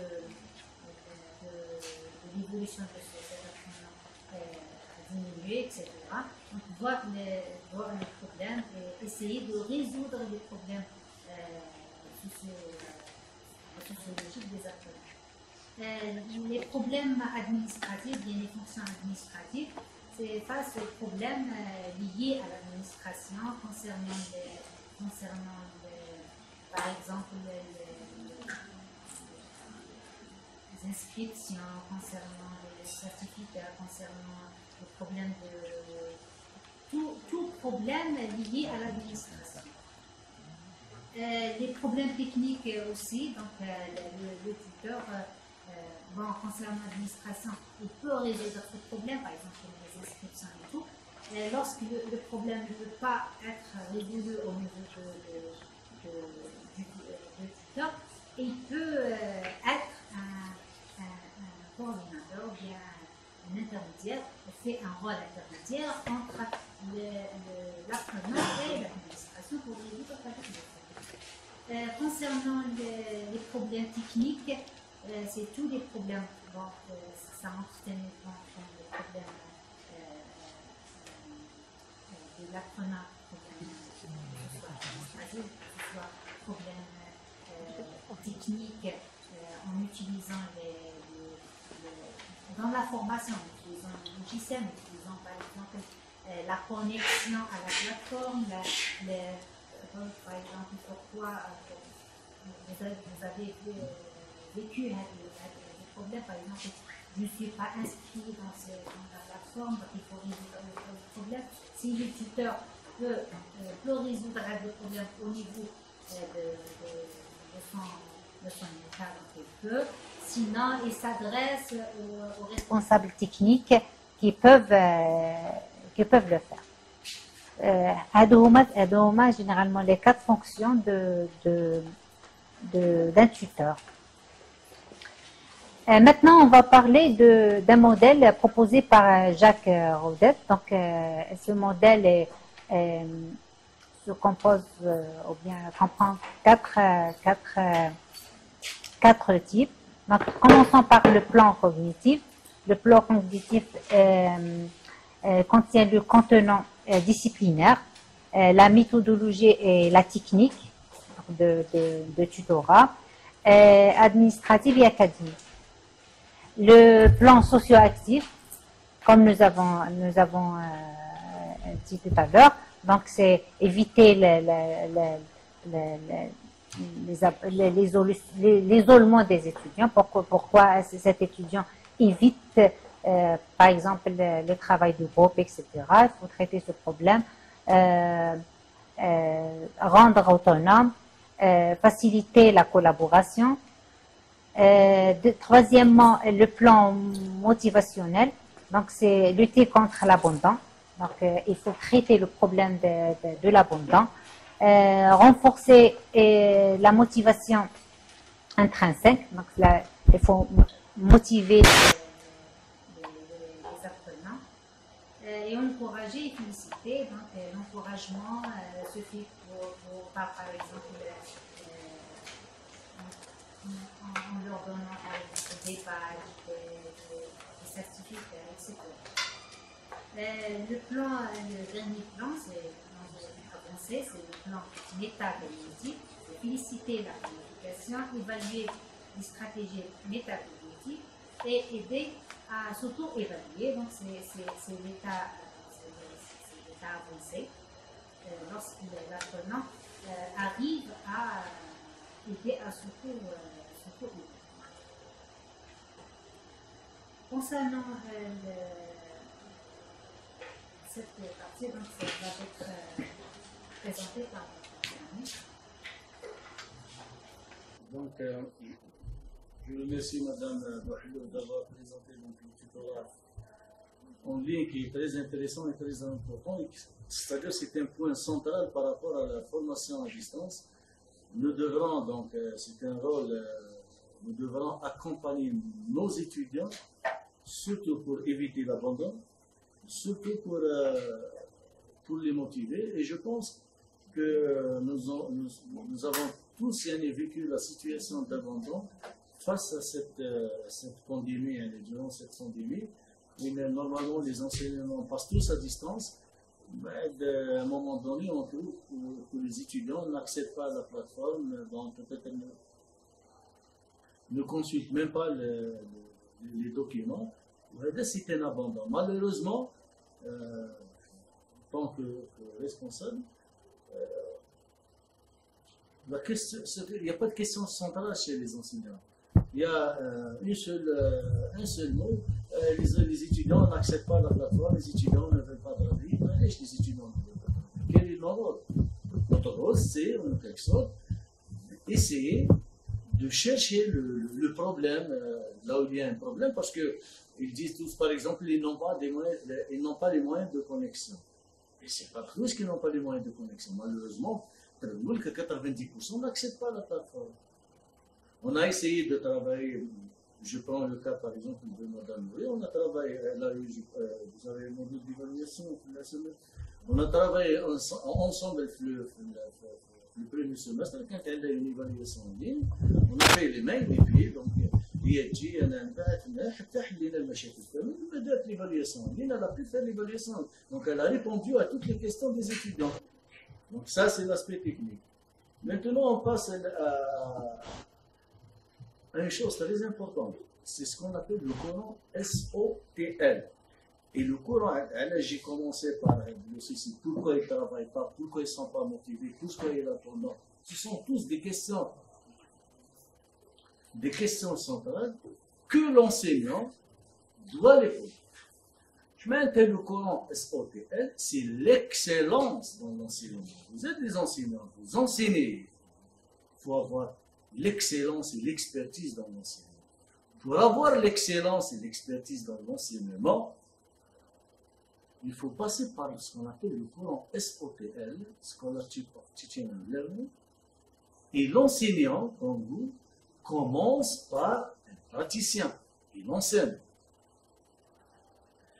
Il ne s'arrête pas la tâche, j'enseigne la matière. À 14h30, par exemple, jusqu'à 14h, jusqu'à 15h30, je vais faire des enseignements pour la matière X. Il doit observer et constater les comportements des étudiants. Pourquoi les étudiants ne suivent pas? Pourquoi les étudiants ne sont pas motivés? Pourquoi à un moment donné, lorsque j'aborde par exemple la phase application, synthèse ou analyse, les étudiants commencent en quelque sorte à être désintéressés en quelque sorte. Ce sont tous des questions. Donc, je pose ces questions centrales, je passe de la phase praticien à un praticien réflexif. Je commence à poser des questions. Pourquoi les notes sont catastrophiques? Pourquoi lors de l'évaluation formative, il y a des étudiants qui travaillent, qui font des efforts en résolvant par exemple des exercices, les auteurs sont à côté de la plaque, on la remplace en mort. Et puis à un moment donné, je vais essayer de chercher une réponse à mes questions. Ce qui est sûr, en cherchant une réponse à mes questions, je vais trouver les réponses, le domaine, recherche en éducation. Parce que si vous prenez sciences d'éducation, ce sont des professeurs et des chercheurs qui font des constats, des études de cas, des questions et ainsi de suite, par rapport à l'éducation. Si je prends par exemple le caractère motivationnel, je fais des recherches. Je trouve par exemple que parmi les six leviers de motivation, je trouve par exemple des activités proches de la vie réelle, des activités proches de la pratique. L'utilisation des technologies de l'information et de la communication motive les étudiants. Ce sont les leviers de motivation. Ah tiens, donc, ils ne sont pas motivés parce que peut-être je ne me suis pas basé sur ces deux facteurs-là. Donc, je vais essayer de donner des exercices aux étudiants. Ce sont des exercices qui sont proches de la vie réelle, la vie quotidienne. Je vais essayer d'introduire la notion de TIC. Je vais essayer de faire, par exemple, des exercices, des trucs collaboratifs, là où ils manipulent des choses. Et comme ça, je commence à appliquer les notions de la recherche, les résultats de la recherche en éducation, dans ma pratique enseignante. Et je commence à être un chercheur, entre guillemets, les sciences de l'éducation. Ça, c'est le courant SOTL qui a été, bien évidemment, ou la table des spécifications qui ont été élaborées ou bien évoquées ou introduites par les chercheurs en éducation américains. Voilà, donc, pour devenir un expert en enseignement, Inch'Allah. Donc, si vous n'avez pas de questions, Madame Mouri va vous présenter donc, des présentations sur le fait de l'autre stage. Monsieur Belhani vient de vous expliquer tout à l'heure. Et la visée sommative, elle est caractérisée par des activités pédagogiques. Les activités pédagogiques élaborées par l'enseignant ou bien l'ensemble de l'équipe de formation afin d'évaluer le transfert d'apprentissage. Ça veut dire, si vous voulez évaluer votre étudiant, s'il a bien acquis son cours, son TD ou bien son TP, vous devez travailler avec les activités pédagogiques et vous devez travailler avec avoir une feuille de route. Ce type d'activité pédagogique, il traite des contenus problématisés. C'est ce qu'on appelle la situation problème. C'est quoi la situation problème? Ça veut dire, vous proposez à votre étudiant un projet qui traite un problème réel. dont la résolution est connue par l'enseignant. C'est ça la situation problème.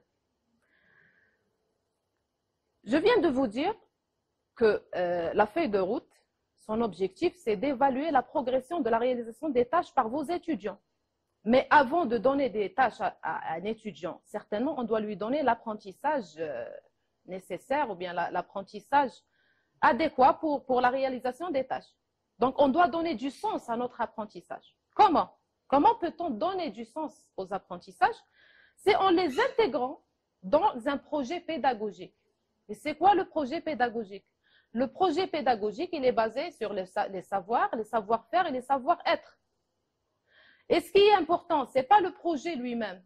Ce qui est important, c'est les objectifs pédagogiques derrière la réalisation de ce projet. Ça veut dire qu'est-ce qu'il va acquérir en réalisant ce projet. Et l'enseignant formateur, donc, il doit préparer tout un dossier concernant sa feuille de route. Il doit déterminer le nombre de projets, enfin, il doit proposer un nombre suffisant de projets pour ses étudiants. Il doit, pour chaque projet, enfin, chacun des projets peut posséder plusieurs démarches à suivre. Ça veut dire que vous devez fournir ces informations à vos étudiants. On ne peut pas leur donner un projet comme ça et leur demander de le réaliser. On doit le guider, on doit l'accompagner. Un programme de rotation des projets, on doit lui expliquer qu'est-ce qu'il va acquérir ou bien quels sont les objectifs derrière ce projet. On doit aussi lui expliquer les tâches à réaliser qui suscitent les apprentissages ciblés et mettre parallèlement aux tâches, on doit lui donner ou bien lui fournir des matériaux et les outils nécessaires pour la réalisation. Et enfin, échéancier les travaux à réaliser. Que doit contenir la feuille de route? Donc, la feuille de route doit contenir les tâches qu'on doit fournir à nos étudiants. Elle doit contenir l'enchaînement logique et chronologique avec échéancier détaillé. Elle doit aussi contenir une grille d'évaluation ou bien d'auto-évaluation afin que l'étudiant puisse s'évaluer. Il peut, par exemple, connaître ses erreurs. Est-ce qu'il est sur la bonne voie ou non? Pour l'éveil de l'intérêt et le remue-ménage, c'est-à-dire le brainstorming, l'enseignant accompagnateur organise une négociation ou bien une discussion avec ses étudiants autour du choix du projet. Parce que des fois, on ne peut pas imposer le projet à nos étudiants. Peut-être qu'il n'est pas capable, il n'a pas les moyens, il ne peut pas se permettre pour se déplacer, pour avoir des ouvrages, des ressources. Donc, il ne peut pas le réaliser. On doit discuter le choix du projet avec nos étudiants.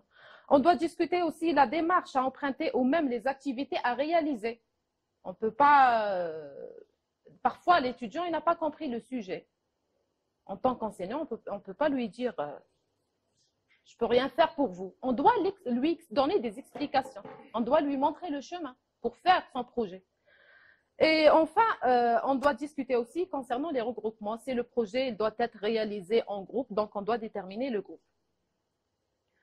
Dans la pédagogie par projet, l'étudiant doit avoir des tâches à réaliser et l'enseignant, le rôle de l'enseignant,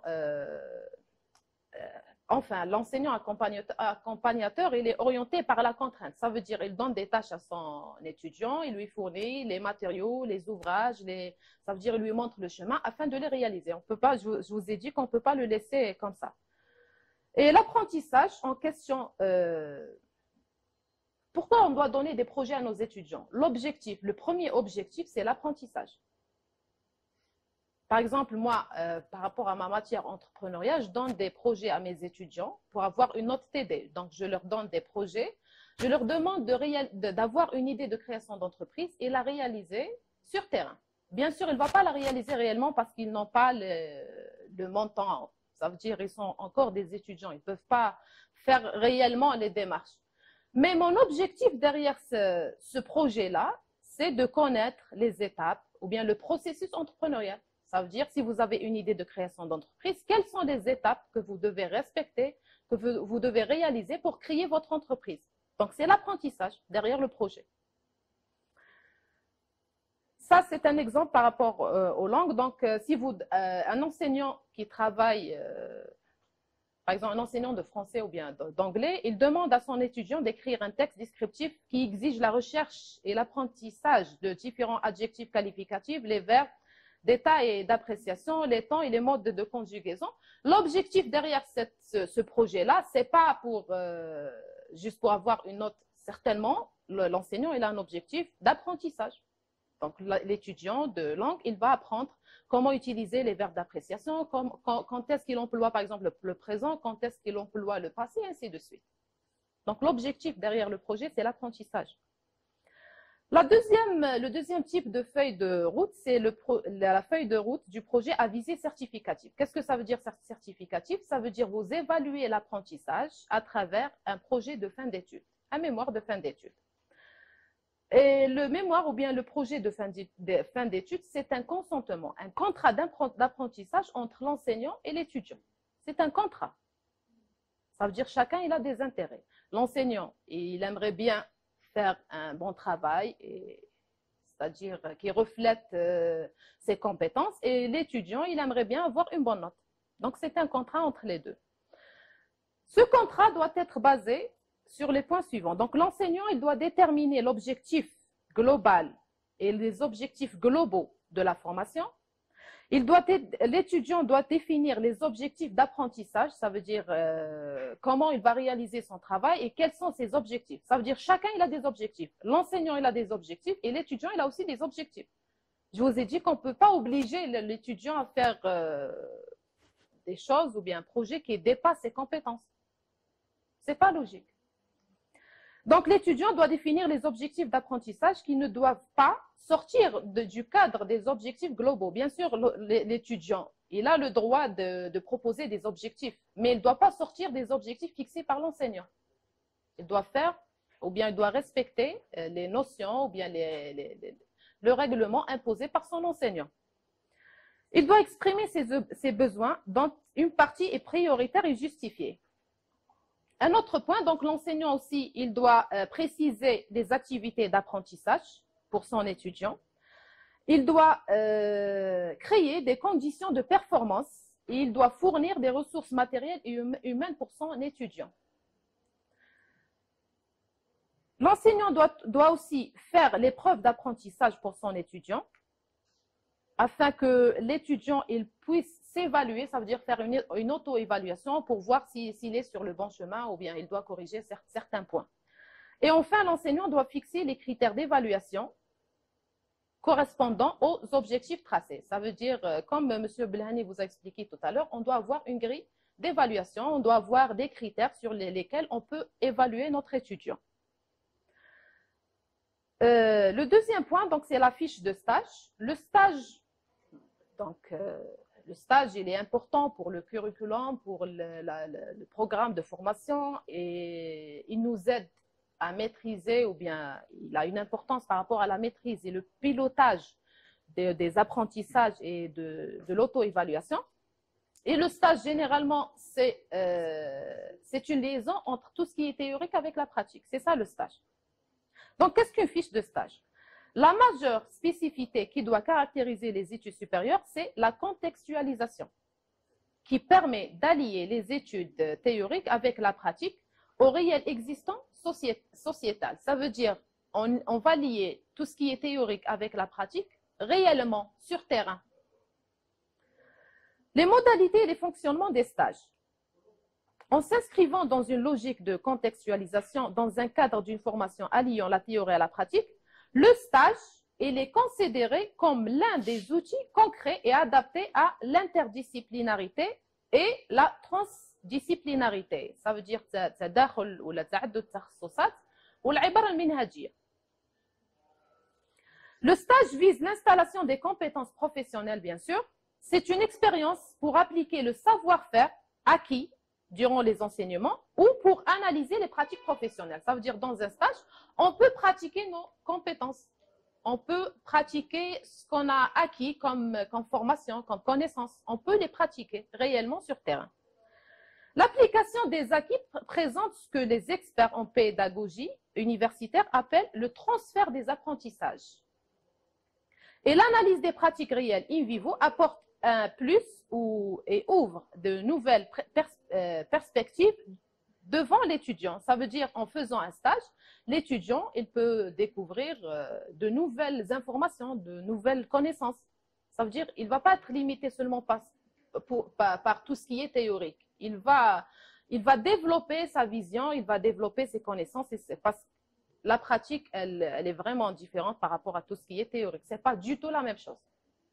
Donc, l'étudiant, il va développer ses connaissances et ses informations dans le terrain. Donc, il va acquérir de nouveaux apprentissages sur la base des différentes ressources présentées par l'enseignant, autrement dit, par les contenus de la formation. Les membres de l'équipe de formation. Les membres de l'équipe de formation, ça veut dire l'enseignant tout seul, il ne peut pas déterminer ou bien il ne peut pas définir des critères concernant les stages des étudiants. C'est un travail qui doit être fait par l'équipe de formation. Donc, l'équipe de formation doit discuter tout ce qui concerne les stages dans une réunion. Qu'est-ce qu'ils doivent discuter? Donc, ils doivent discuter la possibilité des stages. Est-ce que l'étudiant peut faire des stages ou non? Par exemple, cette année, la plupart des facultés n'ont pas donné des autorisations pour des stages parce que c'est le Covid. Donc, on doit respecter les conditions d'hygiène. Il faut préciser leur moment, ça veut dire quand est-ce que les étudiants peuvent sortir en stage.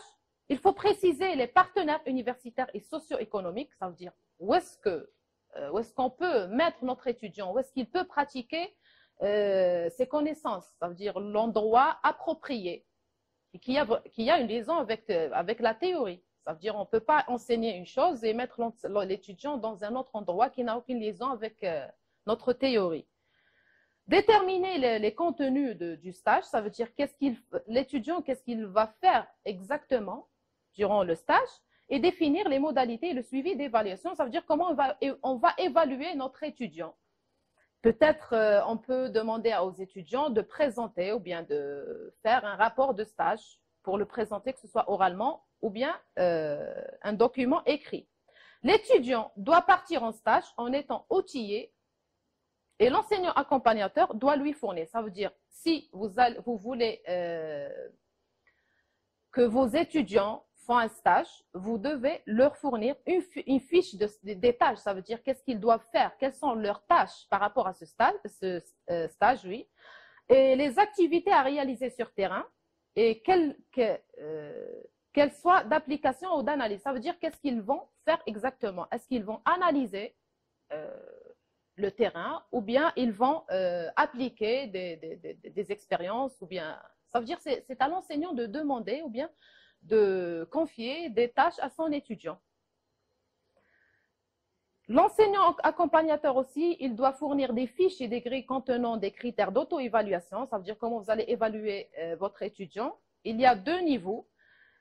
Vous pouvez évaluer votre étudiant à travers les apprentissages fondamentaux ou bien transversaux ou méthodologiques selon les unités d'apprentissage. Ça veut dire le degré de la maîtrise, l'emploi des ressources. Est-ce que l'étudiant a respecté ce qui lui a été confié ou non? Et le deuxième niveau, c'est le socio-affectif. Ça veut dire la collaboration, l'autonomie et l'initiative de votre étudiant. Vous pouvez demander à votre étudiant d'élaborer un portfolio.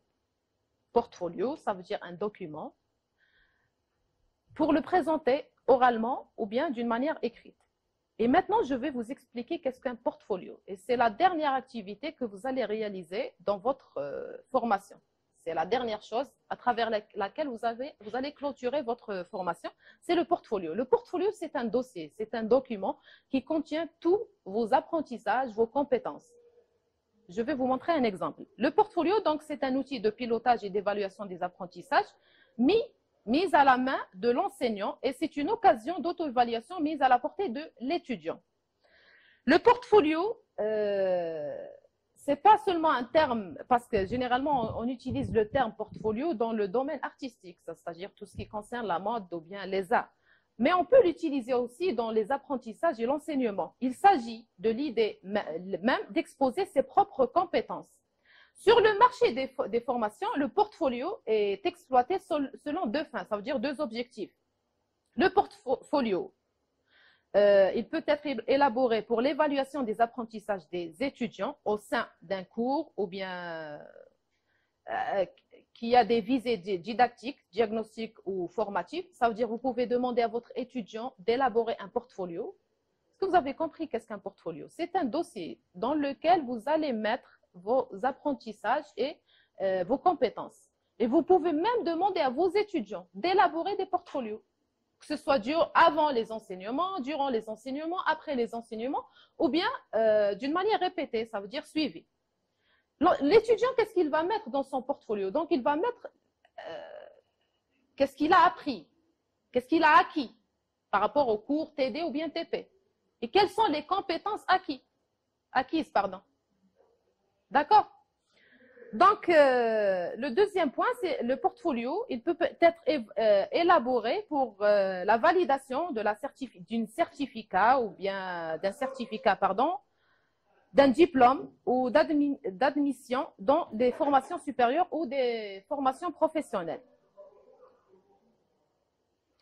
Et en pédagogie universitaire, le portfolio est une modalité selon laquelle l'étudiant expose ses propres compétences, comme je viens d'expliquer, et ce qu'il sait faire et qui peut être réalisé au moment différent de la formation.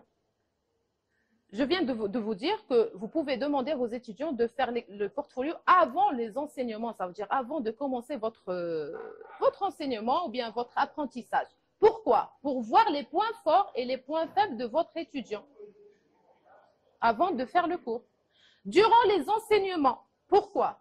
Pour voir si l'étudiant, il a des difficultés pour suivre le cours ou non. Donc, s'il y a des difficultés, vous pouvez se baser sur la remédiation.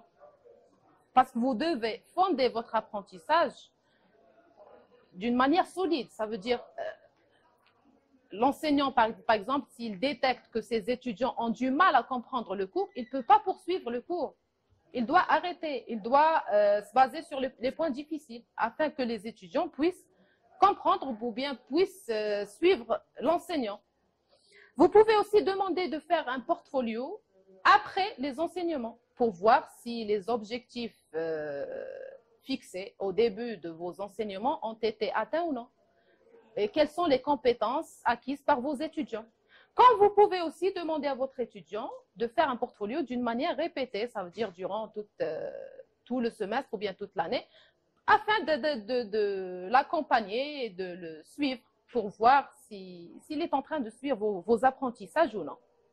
Les questions ou bien les consignes d'un portfolio qui sont établies par l'enseignant doivent viser, ça veut dire si vous voulez ou bien si vous demandez un portfolio à vos étudiants, vous devez maximiser les points suivants, les processus et les microprocessus comme les savoir-faire, les savoir-être ou conditionnels, et minimiser les savoirs.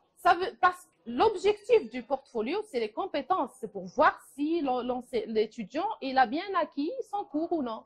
Ça veut dire qu'il a pu avoir des compétences. Ces questions, bien ces consignes, doivent amorcer 3 types de processus. Donc, on a des portfolios par rapport à pour s'auto-critiquer ou bien s'auto-analyser.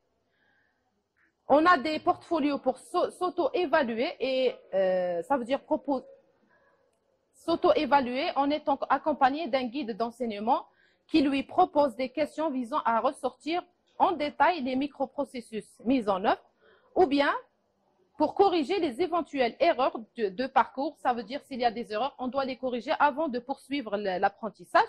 Et le troisième type, c'est pour s'auto-corriger. Ça veut dire s'il y a des erreurs, on doit les corriger. L'évaluation périodique du portfolio par l'enseignant permet de vérifier la progression de l'étudiant. Ça veut dire à travers le portfolio, vous pouvez évaluer votre étudiant, comme vous pouvez aussi considérer le portfolio comme une évaluation continue. La présentation orale du portfolio permet d'éviter les erreurs ayant faites par l'étudiant auteur, ça veut dire un étudiant qui a élaboré un portfolio et il le présente oralement devant ses camarades. Ces camarades, ils peuvent éviter les erreurs faites par l'étudiant auteur. Ils peuvent aussi emprunter des processus, ça veut dire des méthodes de travail, ça veut dire avoir une idée sur comment élaborer un portfolio afin de le réussir. Voilà, et vous pouvez aussi utiliser les portfolios dans les LMS, ça veut dire Learning Management System. Ça veut dire l'enseignant, il va peut programmer pour les étudiants des portfolios électroniques. Et l'objectif de ces portfolios électroniques, donc le contenu, peut être des textes, des audios, des vidéos, des liens web. Le contenu aussi du portfolio électronique, il nous facilite la consultation et la modification à tout moment. Et aussi, il permet à l'apprenant, et ça veut dire qu'il sera accessible à tout moment pour l'apprenant. Avant de terminer, je voudrais vous présenter le Canva. Le Canva pour l'élaboration d'un portfolio. Ce Canva, donc, il est disponible sur la plateforme, vous pouvez le consulter. Ça veut dire comment vous allez élaborer vos portfolios. Quels sont les points ou bien les critères que vous devez respecter. Donc, dans votre portfolio, vous devez avoir une page de garde. La page de garde, elle est disponible sur la plateforme, vous devez la respecter. Vous insérez seulement l'intitulé de votre cours, votre nom et prénom et le niveau et l'année universitaire. Vous devez insérer une table de matière, ou bien la table des matières, qui contient le contenu de votre portfolio. Vous insérez les objectifs de votre cours. Une petite introduction concernant la formation, cette formation, et une petite introduction concernant votre cours. Ça veut dire que vous faites la liaison entre la formation et votre cours. Vous mettez le contenu d'une manière vraiment... ça veut dire qu'il ne faut pas détailler votre contenu. Vous pouvez le mettre d'une manière vraiment précise, résumée. C'est un petit résumé. Vous avez une page de garde, vous devez la respecter. Je vous ai dit, vous insérez seulement l'intitulé de votre cours et votre nom, prénom, l'année universitaire. Vous insérez la table des matières, une petite introduction par rapport, je vous ai dit, vous liez votre module ou bien votre matière avec la formation que vous avez suivie. Vous parlez de la formation e-learning, ça veut dire toutes les étapes, les ateliers avec leurs activités, d'une manière un peu résumée, c'est-à-dire que vous n'allez pas mettre les détails. Vous parlez du déroulement de la formation, l'apprentissage à distance. Moi, personnellement, j'ai même inséré, donc j'ai fait des captures.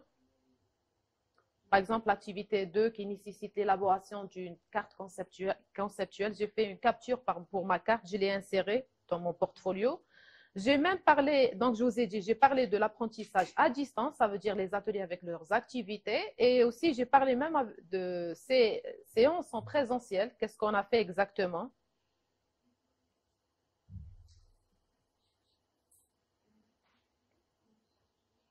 Voilà, l'apprentissage en présentiel, les séminaires qu'on a réalisés et chaque journée, qu'est-ce qu'on a fait exactement.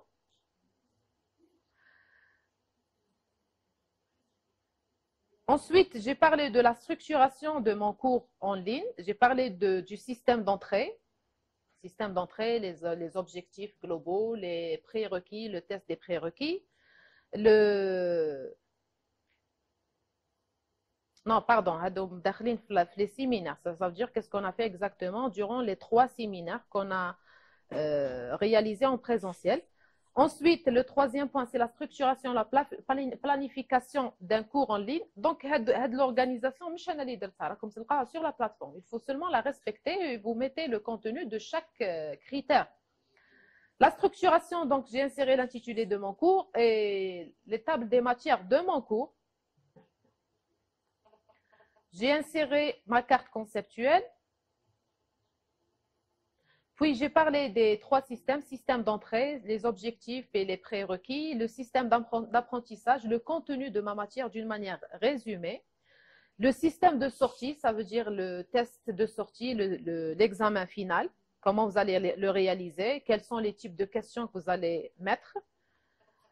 J'ai parlé de l'approche par compétence de ma matière, l'entrepreneuriat, le scénario pédagogique. Le scénario pédagogique, ça veut dire le savoir, savoir-faire et savoir-être. Ça veut dire vous adapter ces 3 points sur votre cours.